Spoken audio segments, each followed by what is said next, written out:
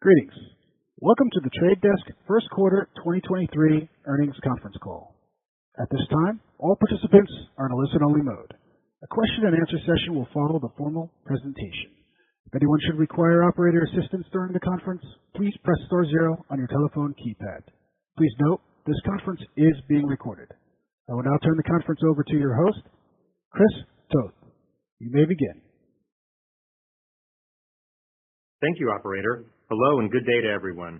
Welcome to the TradeDesk First Quarter 2023 Earnings Conference Call. On the call today are Founder and CEO Jeff Green, Chief Financial Officer Blake Grayson, and Executive Vice President of Finance Laura Schenkein. A copy of our earnings press release can be found on our website at TheTradeDesk.com in the Investor Relations section. Before we begin, I would like to remind you that except for historical information, some of the discussion and our responses in Q&A may contain forward-looking statements which are dependent upon certain risks and uncertainties. These forward-looking statements represent our beliefs and assumptions only as of the date such statements are made. Actual results may vary significantly, and we expressly assume no obligations to update any of our forward-looking statements. Should any of our beliefs or assumptions prove to be incorrect, actual financial results could differ materially from our projections or those implied by these forward-looking statements.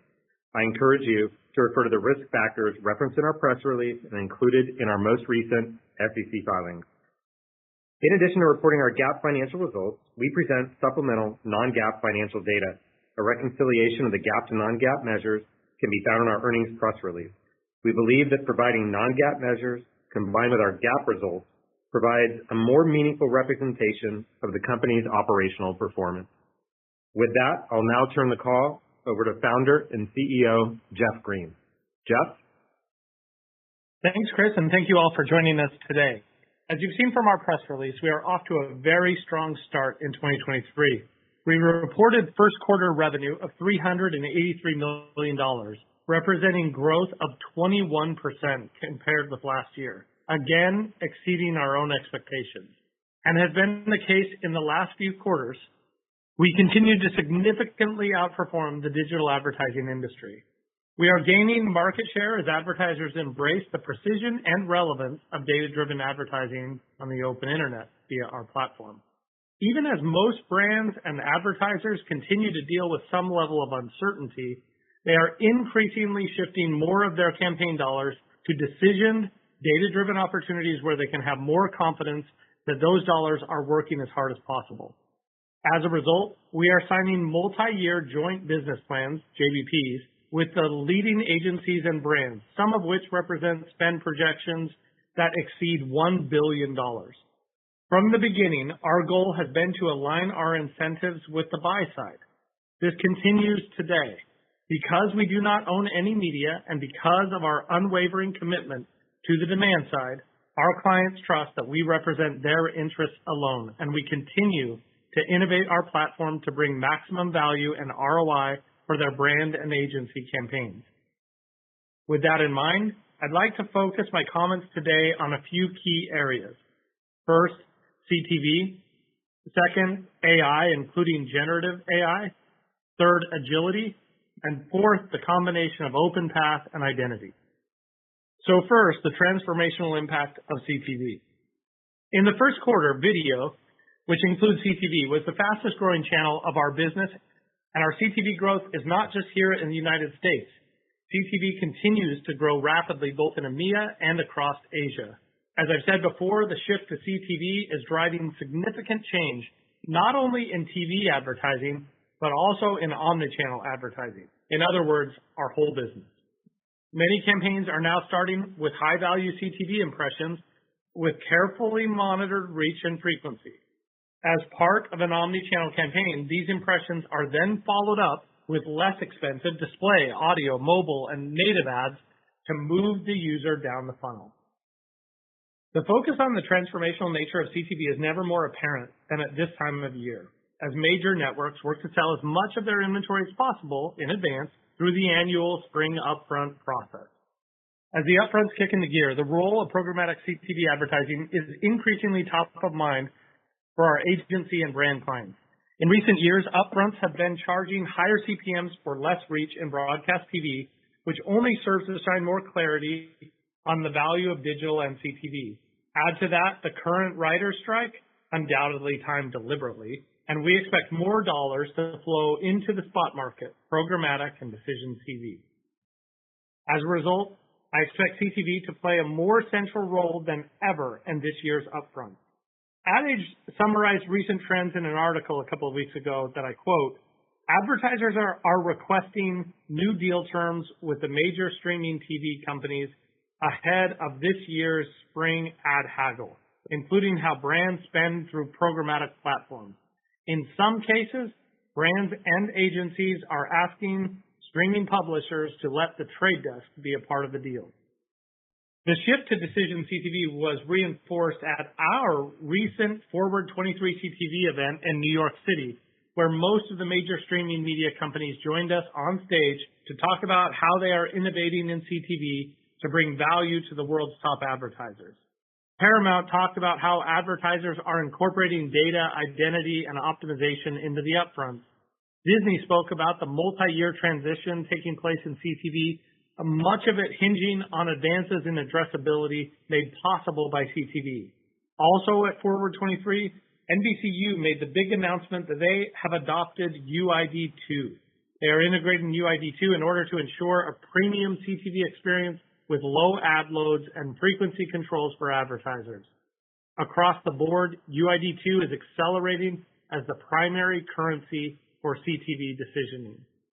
As we've discussed previously, biddable marketplaces are inevitable for media companies to maximize demand and compete in the CTV content arms race. This only becomes more true as the streaming wars intensify each year. By the way, this also makes integration with the trade desk somewhat inevitable for all major streaming platforms as they scale because they need as much demand as possible to their platforms. Even Netflix, a company who just launched their advertising business model at the end of last year, highlighted on their earnings call a few weeks ago that the ad-funded subscriber is more valuable to them than the ad-free subscriber. Hulu has said the same thing for years. Even in the early days of the market, ad-supported streaming is proving to be the most effective engine for growth and value, and that is even before Netflix brings the power of identity and biddable marketplaces to the table. With a critical mass of premium CTV inventory available across a wide range of platforms, our advertising clients are eager to embrace the power of decisioning in their TV campaigns, and many of them are working with us to drive new innovations in CTV to get the maximum value from their investment. Recently, we launched a new product, the TV Quality Index, or TVQI for short. It helps advertisers understand the quality of the ad experience that the consumer is having. The index analyzes consumer perceptions of different streaming platforms, ad relevance, and publisher signals to ensure that each campaign targets the most relevant inventory to any specific audience group. It also helps advertisers compare the impact of premium video against the sea of UGC skippable ads. One of our large independent agency clients, Tombras, recently ran a campaign for one of their large global banking customers. Tombras wanted to understand how CTV could help increase brand awareness and favorability. With TVQI, Tombras was able to see where increases in the index score drove meaningfully higher brand lift. In this particular campaign, Tombras was able to drive a 22.5% lift in awareness and a 17% improvement in favorability by focusing on high-scoring inventory from HBO Max and Discovery Plus based on TVQI. The TV inventory quality is particularly important to advertisers when thinking about premium CTV content compared to the user-generated video content that often characterizes walled gardens. This was a priority for Sydney Realty, one of the top real estate companies in Taiwan, for an omni-channel campaign that they recently ran on the trade desk. Sydney wanted to boost its business by reaching more sellers, and they had previously relied on social media marketing against UGC. With the trade desk, however, Sydney was able to significantly expand targeted reach and improve performance with an omni-channel campaign that embraced CTV, online video, and display advertising, allowing them to maximize precision and optimize frequency across all those channels at once. Cindy onboarded their valuable first-party data, leveraged UID2 to find new target audiences, and used third-party behavioral data to find people interested in real estate and related topics, including consumers who had recently purchased home decoration products. With this approach, Cindy was able to significantly expand their target audience, outperforming every one of their key KPIs. Indeed, Cindy's video advertising assets performed twice as well as their previous UGC campaign. I think it's also worth noting that while we spend a lot of time talking about the transformational nature of CTV, Cindy's experience is a typical one of many of our clients. As I mentioned before, CTV is often just a starting point. Very few advertisers execute in CTV alone. Almost all of them want to bring decisioning to their TV spend so that they can be more data-driven across all advertising channels. And the emergence of premium CTV inventory at scale now enables that omnichannel optimization. Next, I'd like to talk about artificial intelligence and our focus on innovation. AI has always been a very strategic focus of the Trade Desk, and we're confident that once again we're in a leading position. In our original business plan, we said that our technology had to be a fusion of human and machine. Our initial products reflected that paradigm. Humans are often best at creating hypotheses, especially about how to emotionally connect with other people, something that is key to the success of any advertising campaign. At the same time, machines can often test those hypotheses and constantly learn from new data. In 2018, AI was deployed throughout the Trade Desk product in enough places that we launched a brand that year, COA. To our users, COA denotes the presence of TTD's proprietary AI learning technology that generates recommendations and optimizations. When we launched COA in 2018, we used the analogy of the co-pilot, where our thousands of daily users are the pilots and our generative AI recommendations serve as their co-pilot. More and more of our users have these features turned on as a default because they know that they're getting AI-driven insights and optimizations constantly applied to their campaign.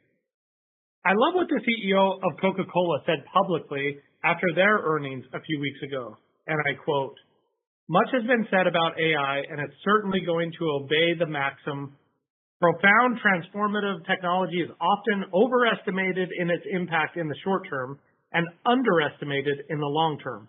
This is going to have a profound impact, profound internally for the way our business operates, but also how we engage with consumers." He then added, "I think AI is going to make a huge impact in marketing." With that in mind, not enough has been said about what it takes to make great AI. ChatGPT is an amazing technology, but its usefulness is conditioned on the quality of the data set it is pointed at. Regurgitating bad data, bad opinions, or fake news, or AI-generated deepfakes, for example, will be a problem that all generative AI will likely be dealing with for decades to come. We believe many of the novel AI use cases in market today will face challenges with monetization and copyright and data integrity, or truth, and scale. By contrast, we are so excited about our position in the advertising ecosystem when it comes to AI.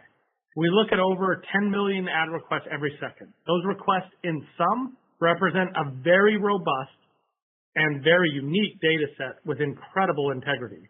We can point generative AI at that data set with confidence for years to come. We know that our size, our data set size and integrity, our profitability, and our team will make COA and generative AI a promising part of our future. In the future, you'll also hear us talk about other applications of AI in our business.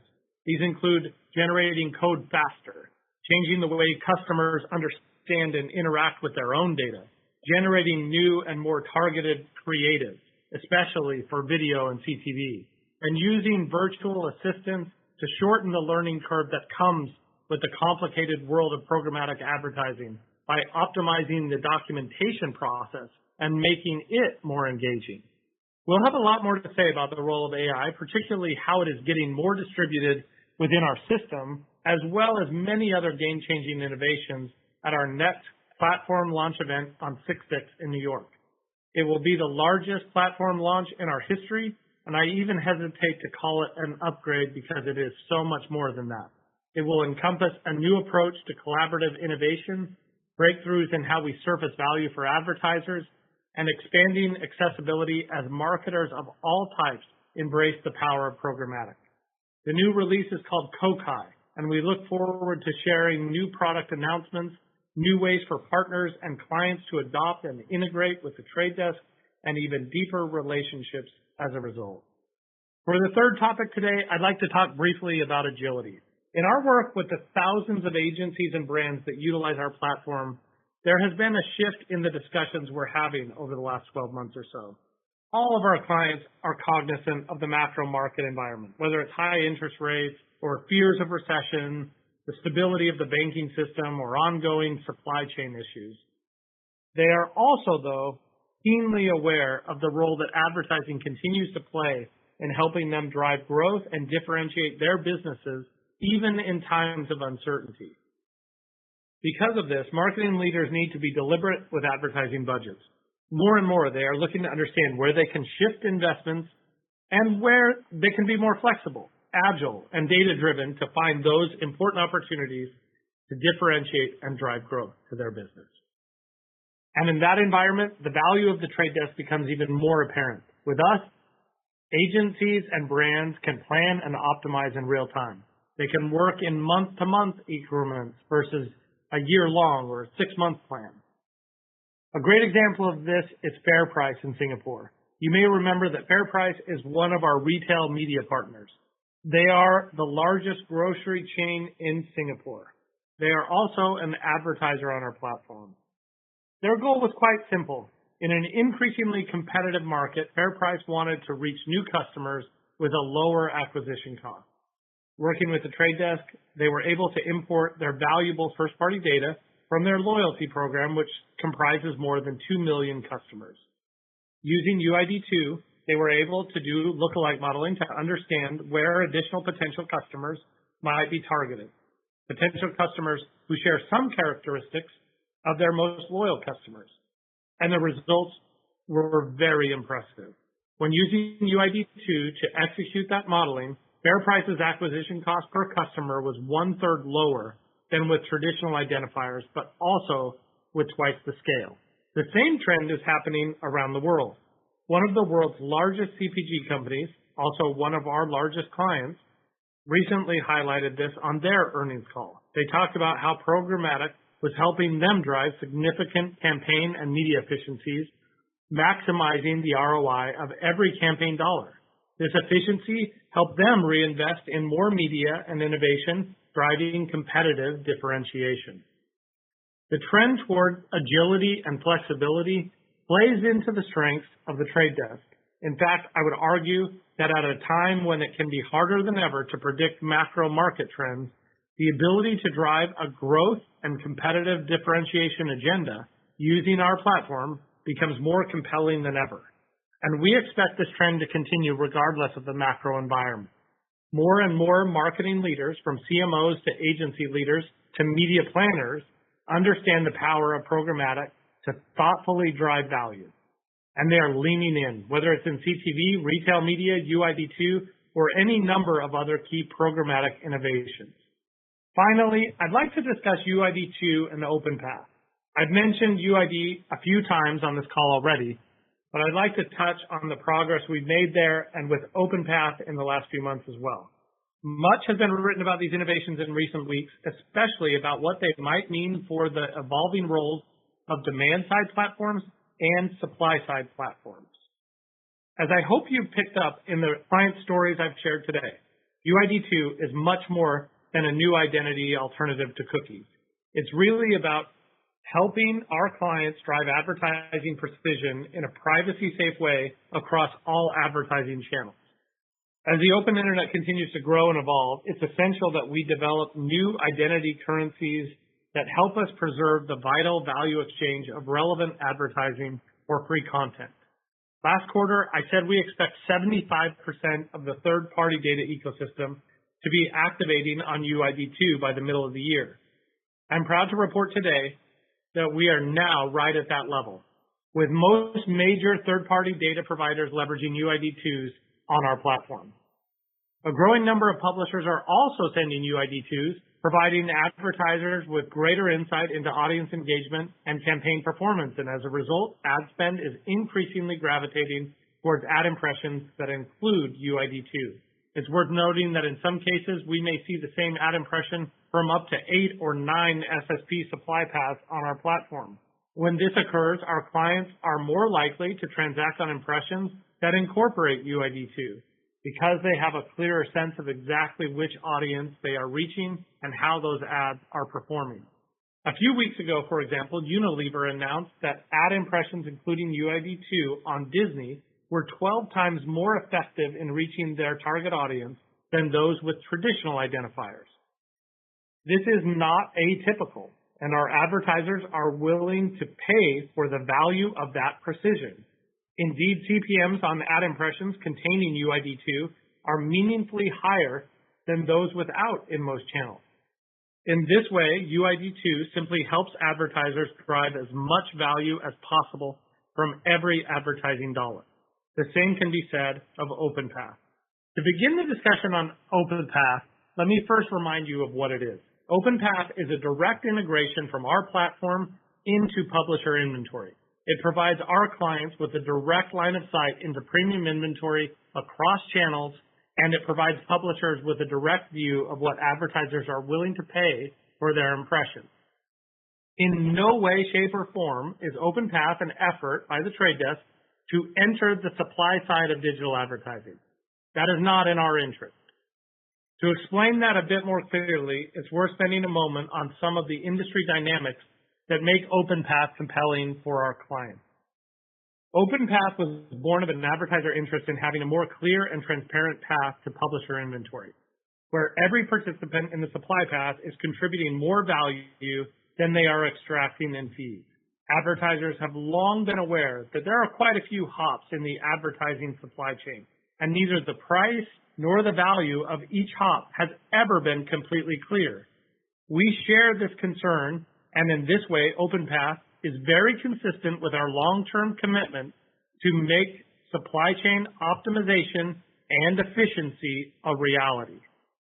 Advertisers' eagerness for more transparency came at a time when publishers were becoming increasingly frustrated in their ability to manage yield in the complex world of programmatic. Indeed, many of them were starting to do it themselves, with some even launching their own ad servers. And why were they frustrated? It really has a lot to do with Google's dominance of the supply side and the draconian measures they've taken that hurt publisher revenues. The recent Department of Justice lawsuit against Google does a remarkably thorough job of outlining these dynamics. We have long asked the supply side to do a better job of yield management. It's not something we will ever do. We see the impact that Google is having, and we believe DoubleClick for Publishers, or DFP, should have more and better competition from SSPs, just as we tried to provide on the demand side. But given the state of the supply chain in programmatic, which is one where either companies have the power to create change and don't want to, or they are too small to have the power to create the change, advertisers want direct integrations, and publishers are welcoming them. Many publishers representing thousands of media properties across CTV, mobile, and display have already integrated with OpenPath, and our advertisers are increasingly prioritizing direct channels where they have a clear view of value. For all of the publishers that have integrated, we have a multiple of that number going through the process of getting on board right now. So let me bring this all to a close by highlighting that our work in these areas is made possible by our focus on profitability. In the first quarter, once again, the Trade Desk generated strong adjusted EBITDA and free cash flow. We remain one of the very few high-growth technology companies to consistently do so year after year. Our strong profitability allows us to invest in emerging technologies such as OpenPath and UID2 and deliver them to market, even if development resources are in short supply across our clients and partners. It means we can continue to invest in innovations such as our retail media marketplace, enabling our clients to more effectively measure how specific campaigns drive in-store or online purchases. Just a couple of days ago, we announced a new retail partnership with Macy's here in the United States. In Europe, we recently announced a new partnership with Ocado, a joint venture involving Marks and Spencer, and one of UK's fastest growing grocery groups. We now work with many of the world's leading retailers to activate their data for our advertisers, and our clients are embracing the opportunity to apply more performance and measurement precision to their retail campaigns. In many cases, this is incremental market opportunity for us. It also means we continue to advance our industry leadership in AI, which I mentioned earlier, and which we will talk about more on June 6th with the launch of Kokai. Our commitment to industry-leading innovation underpins everything we do. In the first quarter, we once again outperformed the market with 21% revenue growth, meaning we continue to gain market share at an impressive pace because we consistently bring innovation value to our clients every single day. The innovation acceleration in programmatic will only continue in 2023 as more advertisers embrace breakthroughs in CTV, retail, identity, and so many other areas. The Trade Desk will stay at the bleeding edge of this innovation curve, and in doing so, I'm optimistic that we will continue to outperform the market, deliver more value to our clients than we extract, and gain share. As I hand over the microphone to Blake Grayson, I'd like to underscore an announcement that we made in our press release. I'm so thrilled to announce the promotion of Laura Shankine to become our new Chief Financial Officer, succeeding Blake, who will be leaving the company for a senior finance role outside of the ad tech industry. First, I'd like to thank Blake for the amazing contribution that he's made to this company during his time here the last few years. I can't imagine having been through this with anyone else, never expected to experience the effects of the pandemic, some very difficult decisions in the middle of 2020 around resource allocation as we were looking into uncharted territories and lots of uncertainty. But I am extremely excited to announce Laura as our new CFO. Laura and I have worked together for about the last 10 years. I've seen Laura grow as a leader. I think it's fair to say that one of the most significant achievements of Blake during his time here is how much he has mentored and helped Laura to grow. Laura understands our business, and on a personal note, because I've worked with Laura for a decade, I've come to trust her strategic counsel and her recommendations. I'm very proud to call her my partner and our new CFO. And with that, I'll hand it over to Blake to say a few words and cover our financials. Thank you, Jeff, for the kind words, and good afternoon, everyone. I'm immensely proud of our achievements as a company, and it has been an honor to work with Jeff and the leadership team, as well as so many talented individuals at the Trade Desk. I'm leaving for a new challenge, knowing the company is well positioned for the future. Laura is an extremely well-respected and accomplished colleague and has my full confidence as she assumes her new role. Now, on to our results.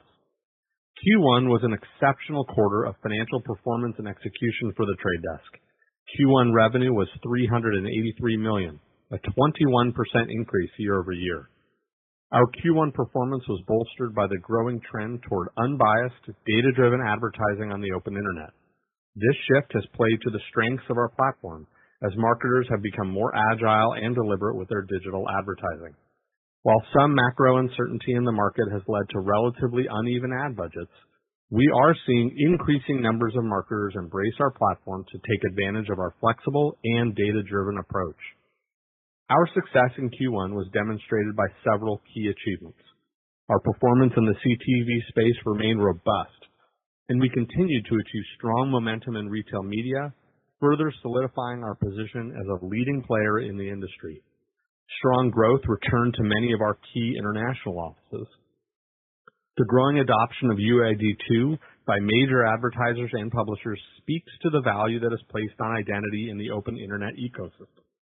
In addition, we deepened our partnerships with clients by expanding our joint business plans on a global level, a testament to our unwavering commitment to providing outstanding value and results for our customers. In addition to strong top-line performance, In Q1, we generated $109 million in adjusted EBITDA, or 28% of revenue, exceeding our own expectations. As it typically occurs, when we outperform on the top line, it generally flows through to our bottom line results, as it did in this quarter. This outperformance led to record free cash flow of $177 million in Q1, marking nearly $500 million in free cash flow on a trailing 12-month basis, which is nearly 10 times the free cash flow we generated just 3 years ago. In the current environment, our consistent ability to grow our top-line revenue while generating meaningfully positive adjusted EBITDA and cash flow puts us in a strong position to continue investing for growth and grabbing land while others are forced to pull back. Additionally, I am proud that our robust cash generation allowed us to return excess capital to shareholders for the first time via our share repurchase program. In Q1, growth was broad-based across channels. The shift of advertising dollars from linear to connected TV continued to be a core driver of our business. From a scaled channel perspective, video, which includes CTV, represented a mid-40s% share of our business and continues to grow rapidly as a percentage of our mix. Mobile represented a mid-30s% share of spend, as growth was again solid across in-app and mobile video. Display represented a low double-digit % share of our business, and audio represented around 5%. Geographically, North America accounted for 88% of our Q1 spend, with international representing the remaining 12%. We're pleased to report that international growth slightly outpaced North America during this period, with particularly strong performance in EMEA. Our CTV business in Europe grew well into the triple digits year over year in Q1, while CTV growth in North Asia also showed encouraging momentum, with year-over-year CTV spend growth in both regions improving each month. Looking ahead, we see significant opportunities to capture share in international markets as operating conditions continue to improve. As customers seek to optimize their ad spend, the Trade Desk is well positioned to deliver value and drive ROI, as we demonstrated in late 2020. In terms of the verticals that represent at least 1% of our spend, travel nearly tripled in spend in Q1 compared with a year ago, as the sector continues to recover from the pandemic. Food and drink, automotive, and home and garden were also among our strongest performing verticals, while shopping and business were below the average. We continue to believe there is still potential for us to gain share within most of our verticals. Turning now to expenses. Excluding stock-based compensation, operating expenses in Q1 were $293 million, up 41% year over year. We continued to invest prudently in our team during the quarter to support our long-term growth objectives. The year-over-year increase in operating expenses, excluding stock-based compensation, was partly due to in-person events and travel that did not take place in Q1 of the prior year, as we had not yet fully resumed back-to-office work or in-person events. Unlike many ad-funded and technology peers, we have responsibly managed headcount and operating expenses over the past few years, maintaining a focus on profitable growth. As a result, we are well positioned to capture market share and increase spend while generating significant adjusted EBITDA. Our income tax benefit was $19 million in the quarter, mainly due to the tax benefits associated with employee stock-based awards, the timing of which can be variable. Adjusted net income for the quarter was $114 million, or 23 cents per fully diluted share. Net cash provided by operating activities was a record $188 million, and free cash flow was a record $177 million in Q1. DSOs exiting the quarter were 88 days, and DPOs were 72 days. We exited Q1 with a strong cash and liquidity position. Cash equivalents, and short-term investments ended the quarter at $1.3 billion. We have no debt on the balance sheet. In February, upon review of our capital allocation strategy, we announced a $700 million share repurchase program. In Q1, we repurchased 5.1 million shares of Class A common stock for an aggregate amount of $293 million. The company will continue to approach the repurchase program opportunistically, depending on market conditions and capital priorities. Before I pass the microphone to Laura to cover the outlook for Q2, I'll summarize by saying, the Trade Desk is off to a fantastic start in 2023. with strong momentum across the business. Our robust business model and solid balance sheet have positioned us well to succeed in the current environment. With powerful secular trends, such as the shift from linear to CTV, the growing use of data in marketing campaigns, and significant long-term growth drivers, such as CTV, retail media, joint business plans, and gaining share in international markets, we are highly optimistic about the potential to continue growing and capturing market share in the years ahead. And with that, I'll hand it over to Laura. Thank you, Blake, and thank you, Jeff, for the kind words. I'm incredibly excited to be taking on the CFO role starting next month. I feel fortunate to have worked with Blake these last 3.5 years. It's because of his and Jeff's mentorship that I feel well prepared to take the baton and build upon the strong foundation they've set for TTD's future. Turning now to our outlook for the second quarter. While macro conditions remain uncertain, visibility has improved slightly since the beginning of the year. We are cautiously optimistic and estimate Q2 revenue to be at least $452 million, which would represent growth of 20% on a year-over-year basis. Excluding U.S. political election spend, which represented a low single-digit percent of spend in Q2 2022, our estimated revenue growth rate in Q2 of this year would be about 21% on a year-over-year basis. We estimate adjusted EBITDA to be approximately $160 million in Q2. As Jeff has outlined, with the large addressable market in front of us, we see significant growth opportunities and continue to invest thoughtfully in the business. We continue to be one of the few technology companies capable of consistently generating high top-line growth, significant adjusted EBITDA margins, and free cash flow. This enables us to continue distancing ourselves from the competition in areas such as platform innovation, customer service, identity, and supply chain optimization. In addition, this year we remain focused on hiring to support future growth, although at about half the rate of 2022, as we expect our year-over-year headcount growth to continue to decelerate as we progress throughout the year. That concludes our prepared remarks. And with that, operator, let's open up the call for questions. Thank you. At this time, we will be conducting a question and answer session. If you would like to ask a question, please press star one on your telephone keypad. A confirmation tone will indicate your line is in the question queue. You may press star two if you would like to remove your question from the queue. For participants using speaker equipment, it may be necessary to pick up your handset before pressing the star keys. One moment, please, while we poll for questions. Our first question comes from Shyam Patil with Susquehanna. Please proceed. Hey, guys. Congrats on the strong performance. And Laura, congrats to you, and Blake, all the best. I just have one question. Jeff, we're hearing a lot about walled gardens starting to open up, and this is something that you've talked about for a while now. Could you just talk about, what you're actually seeing on this front and, how you think about the benefits and the timing of benefits to TradeDesk from this move? Thank you. Thanks, Shyam. Appreciate the kind words and also the question. So let me start by just restating something that I've said many times over the years. I do not believe the walled garden strategy is a good long-term strategy for anyone. That includes even the biggest, the Googles and Facebooks and Baidus, Alibabas, and Tencents of the world. But it's especially bad for the smaller walled gardens. And there are a lot of players that have been essentially copying the Google, Facebook playbook and creating friction to buy their inventory. And as I've said before, I think that the cracks in that strategy or in those walls show up in proportion to size, and that they're the result of sort of economic pressure.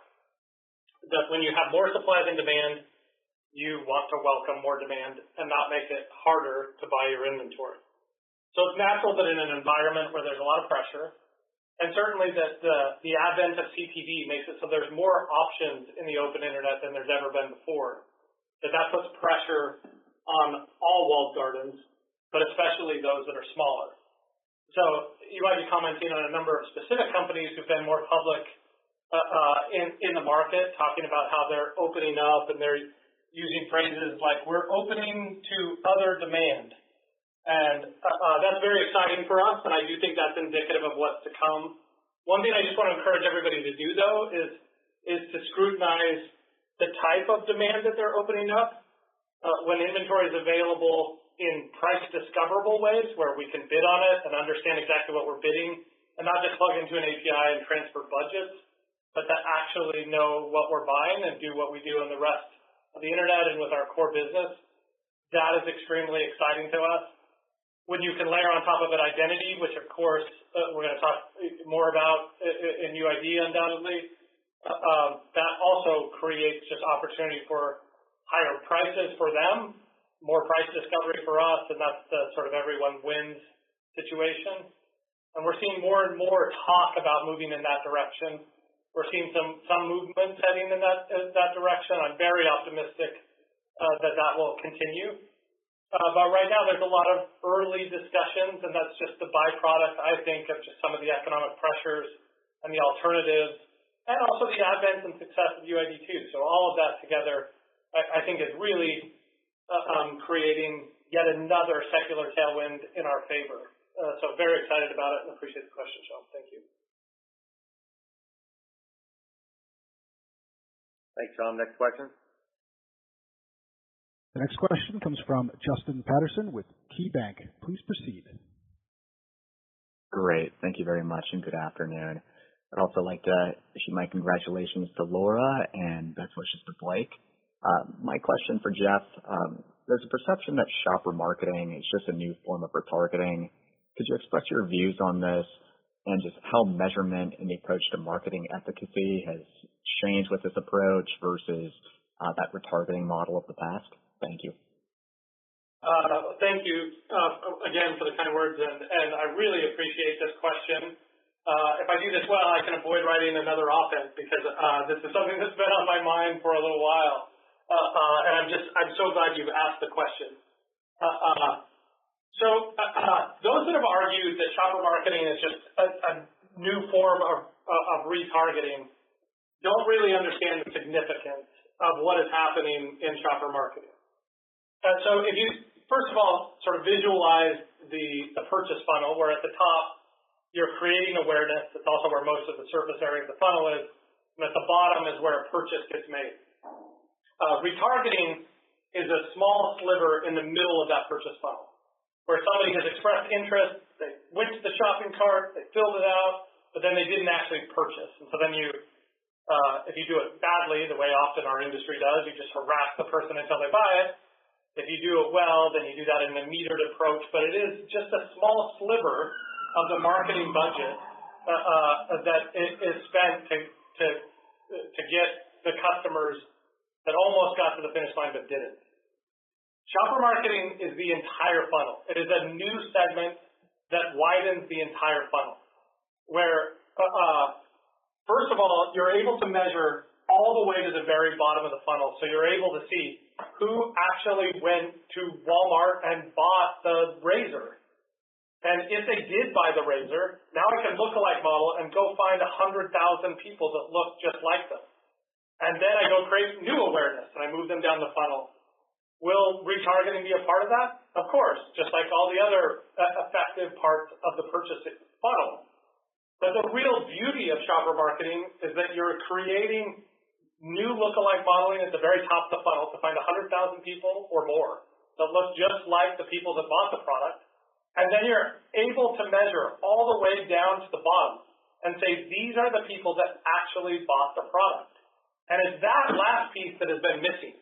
There's been a whole bunch of proxy metrics and measurements that has been used to argue, especially from walled gardens, that they're the ones that have driven all the sales.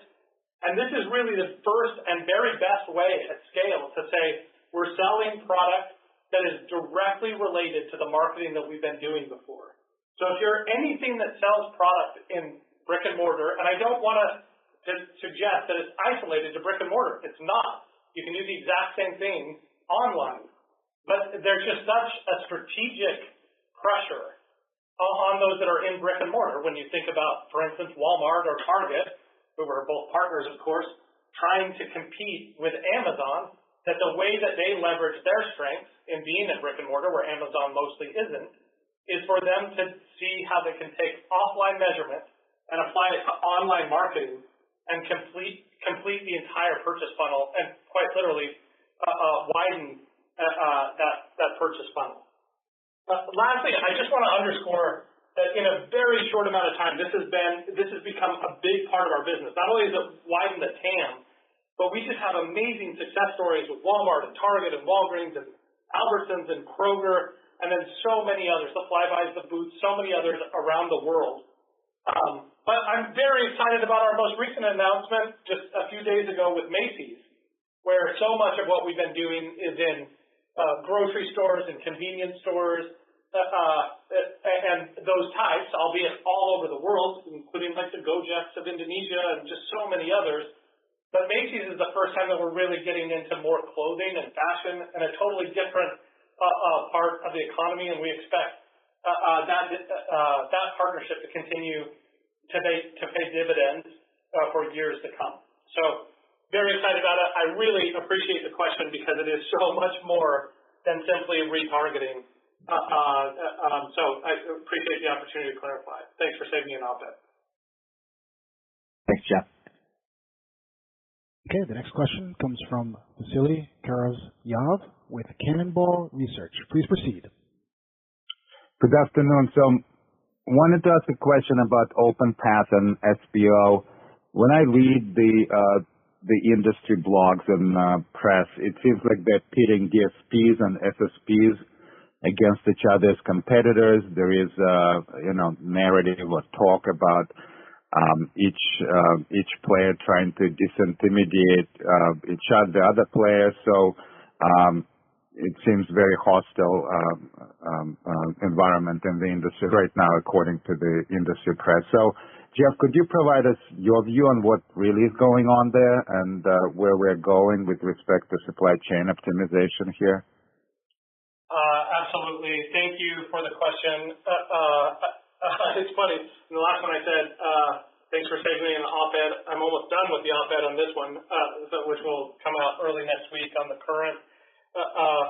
But I really appreciate the question because I do feel like there's a phenomenon here that feels a little bit like reality TV or something where there's just so much effort to create drama in our space, including in places where there isn't drama, that I appreciate the chance to clarify. So let me just reiterate what we said in the prepared remarks. OpenPath is a product that directly integrates with publishers and content owners so that they can see the demand that we're bringing. It is not us getting into yield management where we're providing the service to publishers and content owners to get them the highest CPM possible. Because for the most part, we're trying to get lower CPMs on behalf of buyers. They want the best value, which is they want something that's going to perform and give them great brand equity, but they want to pay as little as they have to get that. That's for the most part the exact opposite of what publishers want. So we can't play both sides without creating a conflict of interest that we're extremely critical of in walled gardens. So we wouldn't sign up to go do that, given how public we are in our criticisms of those that try. But I will say that the supply chain of digital advertising is extremely convoluted. And there's lots of inefficiencies and complexity. I think it's one of the most complicated supply chains of any scaled market in the world. And I do believe that it's impossible to talk about this topic without talking about Google, because they often sit in the middle, largely because of the technology that was formerly called DFE, that now is part of GAM, Google Ad Manager, that, according to the Department of Justice lawsuit, has almost 90% market share. So when they have that sort of market share and they have a business model that is deliberately opaque, it becomes very difficult to see what everyone else is doing. So there are a number of initiatives to create greater transparency. You've heard about Clear Line from Magnite potentially. You've heard about a new product called Authenticate from PubMatic. But really what everybody's trying to do is create clearer supply chains and make it so that there are less hoops and duplication, that every single impression is running through. When I say everyone is trying to do that, I think those that are being loudest and those that are biggest. There are, of course, players in the supply chain that are trying to exploit the opaqueness. And there are small players and big players trying to do that. And so what OpenPath does is it creates a baseline to compare all those against. Over time, we'll continue to make certain that we don't spend on paths that are less efficient. And OpenPath gives us that benchmark or that baseline to make certain that we don't do that. And we think over time, those that are trying to do the right thing and create a more effective supply chain, they're going to be rewarded by our efforts and their efforts to be more transparent and more open about what we're buying and selling. But this is not us trying to compete with the sell side. This is not us declaring war on the sell side. We are declaring war on inefficiency. We are declaring war on those players that are trying to do the wrong thing. And honestly, it's hard on some days to tell who's trying to do the right thing and who's doing the wrong thing. So we just developed the technology that exposes the math, that makes certain that price discovery wins, that makes certain that people are passing the metadata so that price discovery can actually happen. Because on a significant amount of impressions, it doesn't. And over time, you're going to see us just continue to reward those players that enable price discovery and punish those that don't as it relates to where we take our business. But I expect the supply chain to continue to get more effective. OpenPath is a critical part of that. We're excited to have the support of most of the scaled open internet ad tech. And every now and again, there's something critical written in the press. And honestly, I think that's often them looking for drama. And I think they've learned over time that if you write something about the trade desk, you get clicks. But that's different than what's actually happening sometimes. Thank you. Okay, the next question comes from Youssef Squali with Truist. Please proceed. Hey, great. Thank you very much. And congrats on the solid quarter. Blake, best of luck, and Laura, congrats on the new assignment. So, Jeff, on AI, I think we can all see the potential impact on content creation, ad copy, A/B testing, et cetera, et cetera. I'd love to hear your thought as to how AI is likely to potentially impact the competitive landscape within your industry. Does that give an unfair, potentially competitive advantage to those that have been investing in this technology maybe a little longer than others? And how are you guys in particular, how is TradeDesk kind of inserting more and more of the new capabilities into your product roadmap? Thank you. Amazing. First of all, thank you so much for the question. If I could have chosen the questions today, I probably would have chosen those similar to this. I probably would have moved AI actually up. I'm almost shocked that we got through 3 questions without talking about AI, so I'm so excited to talk about it. I've never seen a topic that is so hot or hotter than what AI is right now. Not cloud, not blockchain. I don't even know that .com 20 years ago was hotter than AI is right now. So I'm excited that we're talking about it, but this is not a new topic for us. So first of all, when we first wrote our business plan, we talked about how this was the fusion of man and machine. And the analogy that we used in the very beginning was that of pilot and co-pilot, where human beings are often good at creating hypotheses, and especially given that we operate in an industry that is about essentially predicting and influencing human behavior, that there is always an opportunity for human beings to create the emotional and make it an emotional appeal. But after you do that, there, of course, is a role for machines to play in following the data, in learning, revising those hypotheses, in iterating, testing blue creative versus the red creative. And of course, blue and red, in terms of the different types of creative, have evolved into all different types of generative AI, where creative can do a whole bunch of different things. There's so much opportunity for AI to play a significant role. You may also recall that when we launched a new product in 2018, that we called it COA, and it was our AI solution that helped advertisers optimize campaigns on our platform. We, in fact, there used the analogy of Copilot, which of course Microsoft is using today as their analogy to help engineers write code, which incidentally I think is one of the most interesting ways that people are actually monetizing AI. Almost all the discussion about generative AI is on things that I think are going to have difficulty in actually monetizing. The Copilot at Microsoft, I think, is an opportunity to actually monetize, and I think it will help our team write code faster. But there is a couple things that I just want to highlight that I do not believe are happening in the public discussion adequately today. The first is there's this mindset of winner takes all, and that there's this Google versus Microsoft way of looking at things, and I just don't think that's the right paradigm. I think we should look at AI like very expensive code. It is expensive to write, and it is very expensive to process. It takes more compute power. And because the reason it's more expensive to write is partly because of how complicated it is and the implications, especially of generative AI. So because it's very expensive to both write and to execute, it is an opportunity for bigger companies, or at least those that are profitable, to do very well. And the fact that we have been operating so profitably for so long puts us in an amazing position. Additionally, there's this topic of the quality of our data set. And I just want to remind everybody that the internet has been struggling for a very long time with the concept of truth. Think back to like social networks in the last election cycle and how much discussion was spent on fake news and all these topics that really center around truth. Now that you're able to crawl so much of the internet to generate essentially artificially intelligence-driven opinions, it is very difficult to figure out what is true. It's even harder than before. And I wouldn't say that the internet did a phenomenal job before.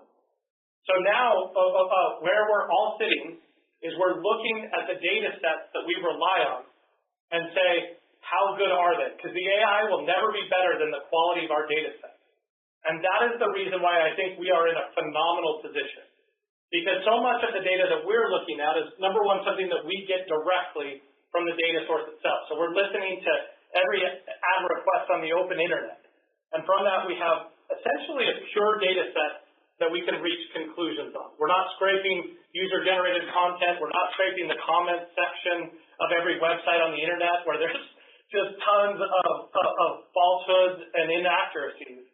We're looking at what people actually read, what they actually listen to, what they actually are interested in, and we're able to create conclusions and pair them with UID and have massive data sets that we then can use to make more informed decisions. That creates opportunity for us to play a huge role in the future of AI in advertising. And just to rattle off a few ways that can play a role in our business. We can have an AI assistant for traders and essentially create a better ability to talk to the data. We can automate the building of ad groups and campaigns and find the audiences to make recommendations. We can do a better job of creating not just internal information seeking where you write a search query, although we can, of course, make it easier to query, but we can also do a more personal job of summarizing that. And maybe the thing that I'm most excited about is the creative generation, where we can create more variety, but also we can make it really easy to create ads, especially for video and CTV, for medium and even smaller businesses, that I think can lower the barrier to entry for us to move from not just the biggest advertisers in the world, but to many, many others where the friction can be reduced. Those are just a couple of ways that I think AI is going to play a substantial role. I just remind everybody of the comments that I quoted from the CEO of Coca-Cola in the prepared remarks.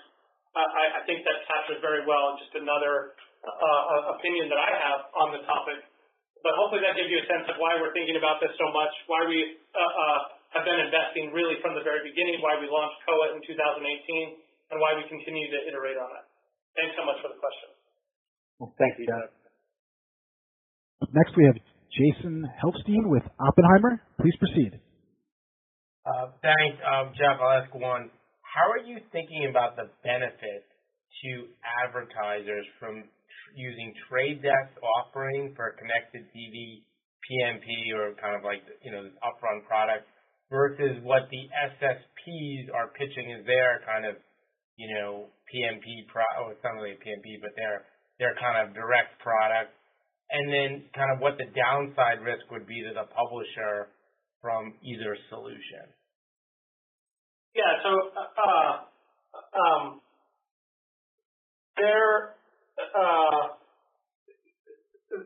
there is this opportunity for buyers to look across all reach and frequencies and all the different places that they buy and summarize that all in one place. And that is one of the benefits that the Trade Desk brings to the table, is that people tend to come to us and say, I need to have a holistic view, and because CTD in particular is fragmented, as I've said before, perfectly, meaning that it's not too small, that there's millions of websites, we have dozens of outlets, but it's not too aggregated so that we only have one place to buy, which is not that dissimilar from what search is, where you buy from one place or what much of social is. So by having it fragmented, that makes it so needing somebody to look across everything becomes very important. Now, in the cases where you're buying programmatic guaranteed or you're buying at a fixed rate and you're not controlling frequency across all these different things, then you lose a lot of the benefits of programmatic, and in fact, you lose decisioning. So what is sometimes happening is people are buying at a fixed rate, they're going to the seller and saying, hey, in the short term, I don't need to control reach and frequency, I don't even care about decisioning, I'll let you, the seller, decide which impressions I get. I just need to move this over from broadcast or traditional television into the digital ecosystem. And in that, given that you've sort of weakened the value proposition of programmatic, it is a bit of a jump ball. You could do that with an SSP or a DSP because you've gotten rid of all the benefits or the best benefits of programmatic. So that's where others are stepping up and saying, if you want to, you can temporarily use us to buy directly. But even if you listen or read closely, and for instance, what PubMatic announced in the last couple days,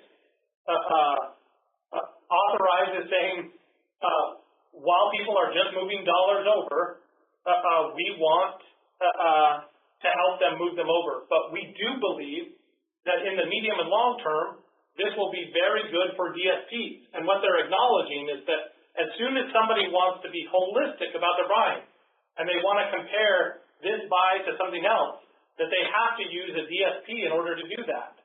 And so because we're so convinced that the very best of programmatic, and really what's in the best interest of buyers, is for them to participate in decisioning, not to give that away to the sell side, but for them to participate in decisioning.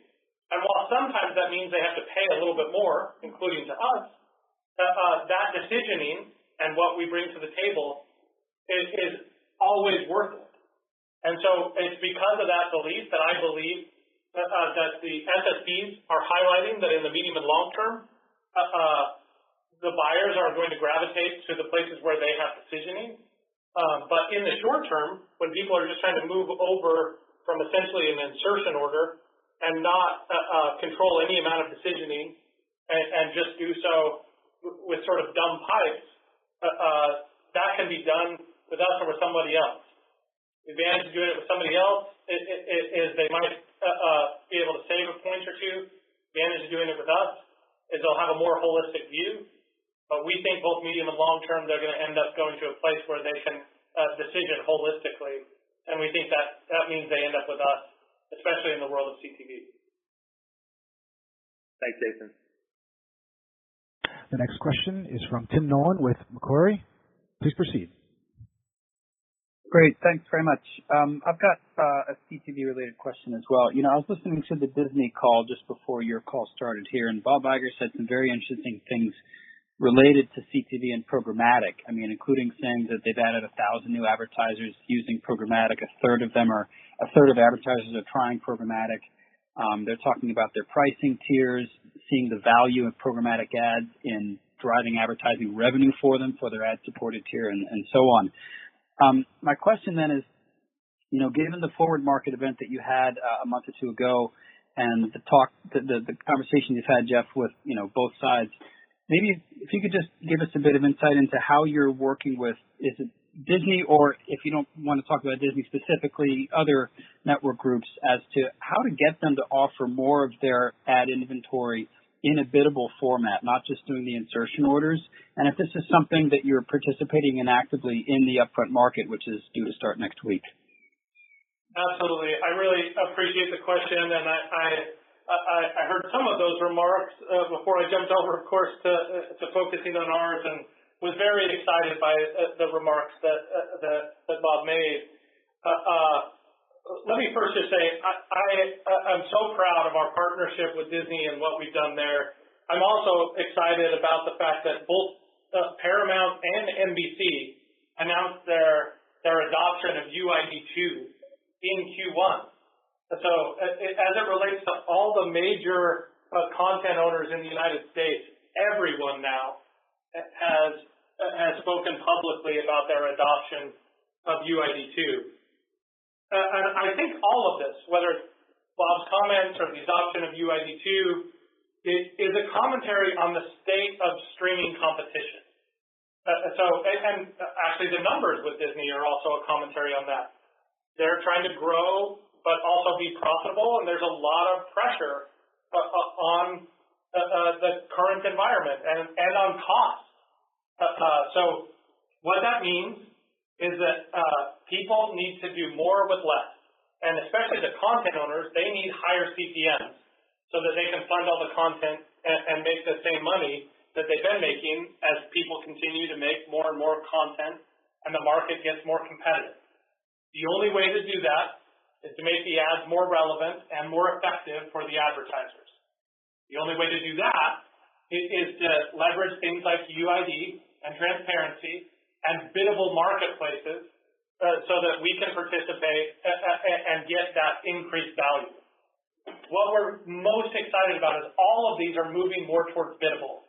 So in light of what we just said in the last question, when we were talking about how when people don't want decisioning, then they can use dumb pipes to execute that. That's not in anyone's best interest long term, because advertisers need efficacy, the publishers need higher CPMs. The only way that works is in a highly decisioned, highly data-driven, biddable marketplace. And that means that everybody is moving into a biddable environment.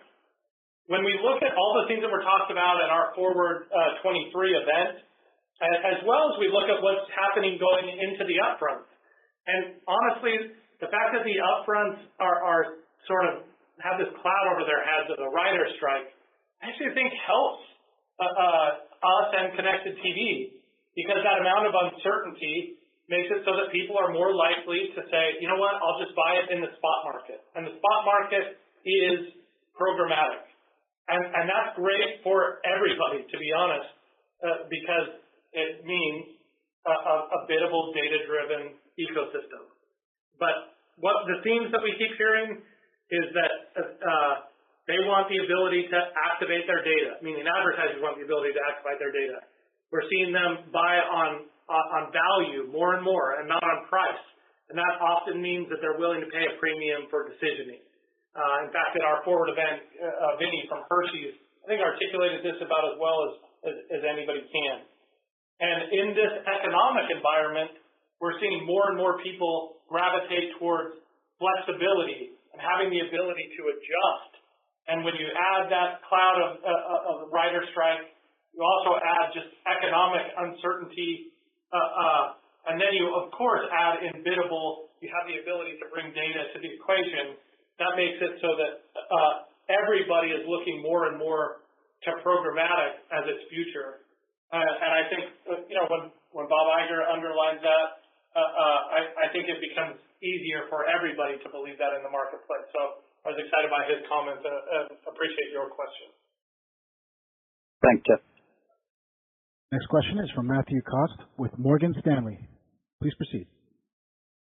Hi, this is Chloe on for Matt, and thank you for taking our question.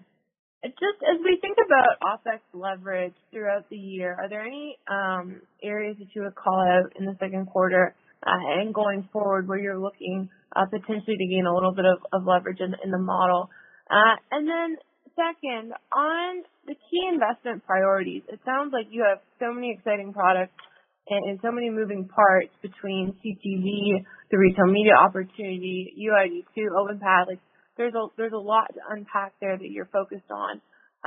But what do you think is going to contribute most significantly to growth this year? What are you prioritizing? And then what's a little bit more of a longer term project? Thank you. You bet. So on the OpEx, I'm going to ask Laura to take the first part of it, and then I'll add a little color on that, and then I'll also talk about the investment opportunities, or feel free to chime in on both. Absolutely. Thank you, Chloe, for the question. When we look at the big picture for Q2 and the rest of 2023, we're excited. We have a great luxury. We're high growth, we've got profitability, and we've got cash flow. I'm proud of how we've stayed disciplined with our investments over the past few years, as it's really paid off. Unlike many of our ad-funded peers and other high-growth tech companies, we've responsibly managed our headcount and operating expense growth since 2019. And since our revenue is still growing well in the double digits while others are contracting or in the low single digits, we intend to and can stay the course and grab share even while our peers are pulling back. So we do expect for 2023 that our operating expenses will increase year over year, both with and without stock-based compensation. And we continue to be extremely deliberate in our investments and our hiring. So our headcount will grow this year, but roughly at half the rate as it did last year, which sets us up nicely for the rest of the year and for 2024. And on the second part of the question, we still see significant opportunities to invest in areas like CTV, data, and retail media. So as we've seen in the past, when we outperform on the top line, that usually drops through the bottom line, and we saw that in Q1. And we are comfortable with where things stand and cautiously optimistic about growth this year. And say that especially as we think about significant tailwinds in 2023 that set the Trade Desk apart from other companies and that can, help offset anything we see in the macro environment. And by that, I'm talking about a strong JBP pipeline, which bodes very well for future growth. CTV as a channel continues to grow incredibly fast, and in the big picture, we still have a relatively small amount of share and lots of room to grow. And then, as we've been talking about retail media, we're really just scratching the surface of a $100 billion plus incremental TAM opportunity, and all of that makes us extremely excited. Jeff, I don't know if there's anything you would add? That was amazing. Very impressive, Laura. Thank you. I don't have anything to add on the OpEx. On the investment side, I'll just add, let me first just say, I am so excited about the moment that we're in right now in the ecosystem, as well as just all the macro conditions that sort of frame this moment for us. And I recognize that there's lots of uncertainty, and managing that day to day isn't always fun. But overall, it just creates this amazing opportunity for us, and I just want to explain why. So first, we have an opportunity to continue to invest in our people and to grow our culture. So during the pandemic, managing our team and preserving our culture was really hard. Everybody was remote and things like that. It was very difficult. But in part because of the decisions that Blake and I made to make certain that we didn't invest too aggressively, we never had to do a layoff. We never had to hit the brakes too hard. And now we're at a moment where we get to continue to hire. And he's really set things up well for me and Laura to continue on that path. We are hiring today. And unlike a year and a half ago where we were competing with every other company seemingly in the world, especially in Silicon Valley, now we're hiring from those companies, and we're not competing with them at all. And so we're able to very carefully choose people because we were one of the first to come back to the office. We have a culture that's really well intact, and we're hiring into that, and that allows us to grow. And when you're trying to hire engineers, especially when there's this opportunity to invest like in AI, this environment and this backdrop and our history makes it an amazing time and place to invest in people. As you know, just from knowing our financials at all, like that is our biggest investment is in our people. And it is also our greatest asset, no matter what the numbers say. I'll also just say, of course, we're going to continue to invest in TTD. This is the biggest secular tailwind we may ever see in this company's history. I didn't know that another one would come along when we ran into shopper marketing. Of course, there's an opportunity for us to invest in the forward market, which really has a lot to do with TTD. Of course, we're going to keep investing in UID2, and that is going to continue to pay dividends for as far as we can see into the future. And of course, when you have a strong balance sheet like ours, you get to invest in things like AI, but you also get to do things like a stock repurchase, which we started to execute on, but there's more opportunity for us to do going forward. So just so many places for us to continue to invest. Those are some of the highlights. I'm sure I left off a dozen or more. Thanks, Chloe, and John, you can close out the call. Thank you. This concludes today's conference, and you may disconnect your lines at this time. Thank you for your participation.